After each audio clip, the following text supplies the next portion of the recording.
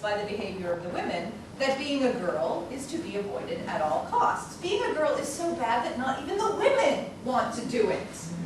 The height of this using women to insult women came in Red Sky Morning, the episode that shall not be mentioned, when the character of Bella, newly introduced and trying to win viewers over, comments to Dean that he should stop being a girl, as if to say, see, she's cool because she also insults and denigrates women just like Dean. Don't you love her now? Yeah, no. So, Dean's cockiness is a part of the show, and I don't necessarily want him to change, although I would strongly urge that the levels of hate speech that he spews be brought back down a notch or two to season 1 or 2 levels.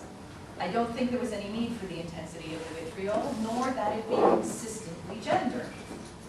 And every gender slur in season 3, and this is always sort of my mark for measuring, is this indeed offensive to women, or am I just imagining it? If every gender slur in season 3 had been replaced with a racial slur, the show would have been pulled from the air long before the writer's strike ever hit. But if Dean is to continue being his loving, overly butch self, constantly concerned that he assert himself as all man, it would behoove the show to internally challenge Dean's misogynistic behavior. All it would take is for the other characters to label it for what it is, so that viewers understand the show is not promoting the misogyny that its lead character indulges in so regularly. Can't you see the scheme? Dean criticizes Sam for being a girl, and Ellen, or Bobby, fixes him with a steely glare, responding, "Are you saying there's something wrong with being a girl?" So, I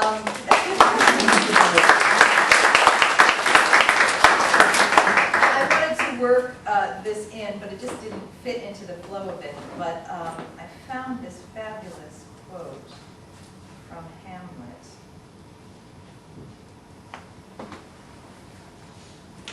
About speech. Why, what an ass am I? This is most brave, that I, the son of a dear father murdered, prompted to my revenge by heaven and hell, must, like a whore, unpack my heart with words, and fall a-cursing like a very drab, a scullion, fie upon it. So even back in Shakespeare's time, men were speaking out about emo speech. There you go. Nothing has changed. So these articles are up here if you guys want to take a look at them. One thing I didn't need to mention was that all of this material is going to be available on the website when we're done. All the PowerPoint slides will be there, and all the supporting documents will link to. Teresa, you have a question? No, I wanted to comment because when she was bringing stuff up about how hardcore came in on season 3, I'm wondering if part of the reason it got so hardcore is because we hated Joe so much. So, and they did it to show just be love interests, so we're going to put them down so Fandom knows they're not going to be a love interest. that could very well be.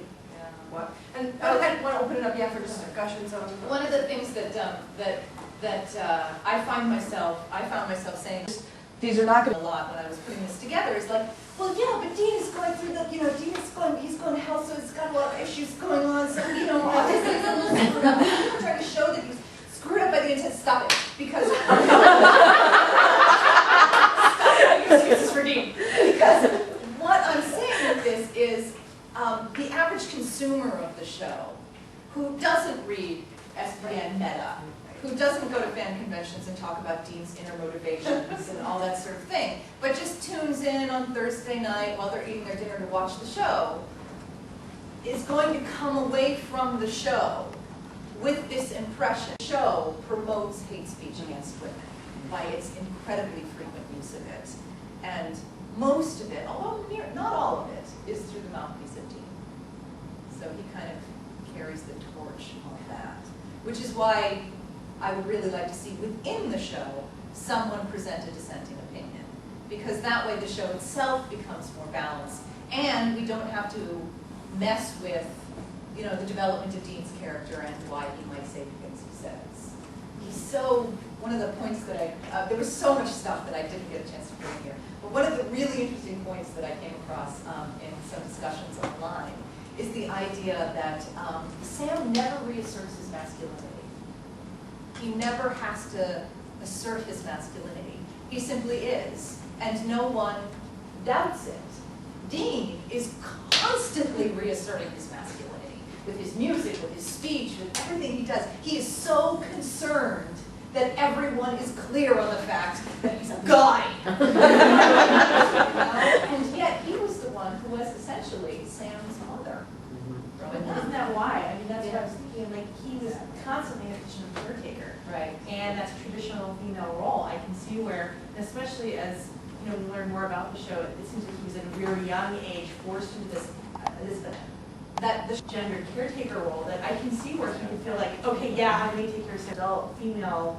You know, see, I'm 14, but I'm a boy. Yeah. You know, boy, you know, and I, Like, how much teasing did he get in school?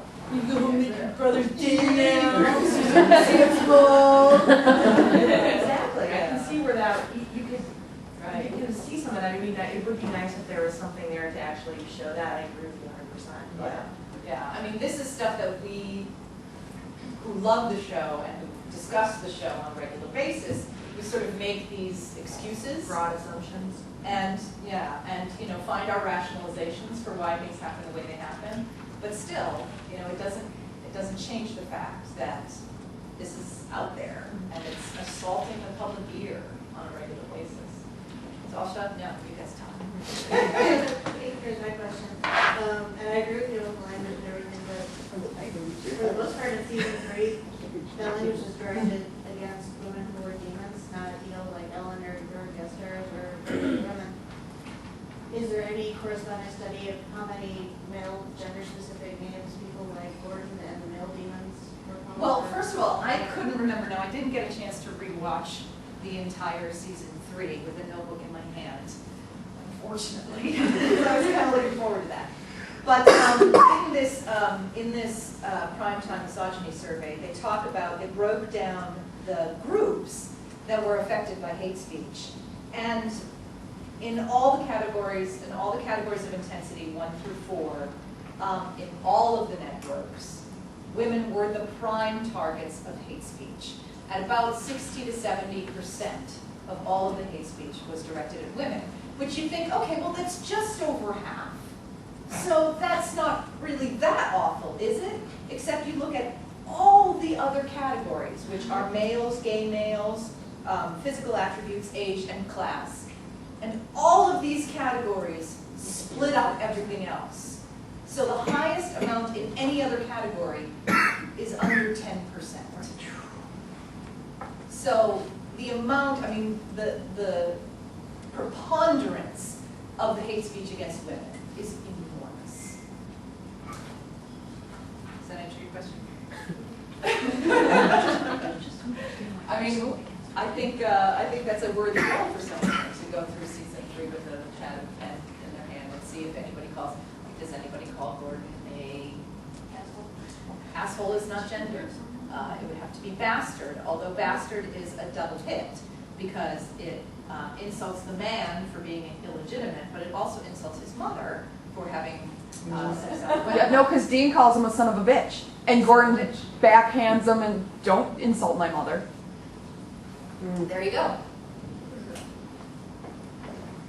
Well, my question is going to be, if the problem is the specific words that he is using, what would be better words for him to use when he is, you know, Pissed off. when he's pissed off? What would you replace those words with?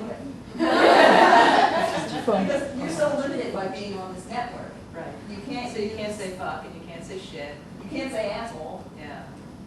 Yeah. Well, what? Jackass. Can we say jackass on TV? Yes. There's a show. There's a show called that. Yes, all the time. But they printed it in TV Guide, so. Okay. I mean, part of It's a good question, though. I don't know what you would replace that with. What words are okay? I'm always confused as to what words are okay. If you duty head. Just leave it all out.